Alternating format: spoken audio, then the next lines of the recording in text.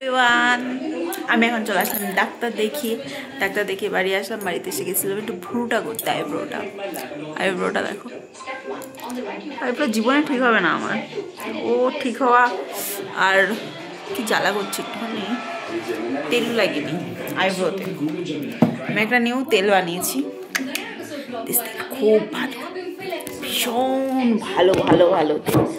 হ্যাঁ, আর ওদের কাছে আমি বললাম যে একটুখানি ক্রিম মাসাজ করে দিতে, ওরা দিয়েছে মাসাজ। এবার একটুখানি তেল নিয়ে জমে গেছে।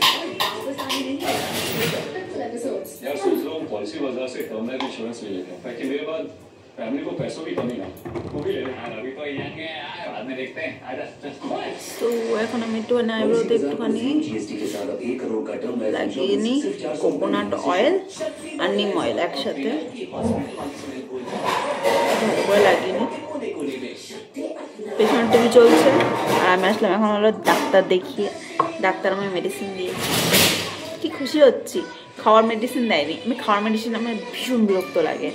যেহেতু স্কিনের প্রবলেম বললো তাহলে তোমার সব লাগানোর ওপর দিয়ে চালিয়ে দিই। হ্যাঁ, বা যেহেতু ইনফেকশন হয়ে গেছে, ছড়িয়ে গেছে, ডাক্তার বলছে এতটা ছড়িয়ে গেছে। বলছে হ্যাঁ, আগে দেখলে তো ডাক্তার অজ্ঞান হয়ে যেত, কমিয়ে ছুঁয়ে তো গেছি। যাই হোক, তো আমাকে মেডিসিন দিল, তোমাদেরকে একটু শেয়ার করি। একটা দিয়েছে এটা খাওয়ার জন্য, বলে এটা খেতে হবে। আর একটা লোশন, এই বিল হয়ে গেল আমার 1200 টাকার বিল। এই 1200 টাকা কি বলবো 1200 টাকা ইনকাম করতে গেলে মানুষের মাথার ঘাম পায়ে ফেলতে হয়। আর ডাক্তার বসে বসে ভিজিট বাদে 400 টাকা নিল, বললো আবার 1 মাস পর আসো। কমে গেলে কি আর যাবো? যাওয়াটা কি উচিত? আর কমে গেলে কি জানি, যদি দেখি যে না ভালো কমেনি তাহলে যাবো আবার। আর যদি কি না কমে গেছে পুরোপুরি ভালোভাবে তাহলে যাবো না। 1 মাস পর যেতে বলেছে, দেখা যাক।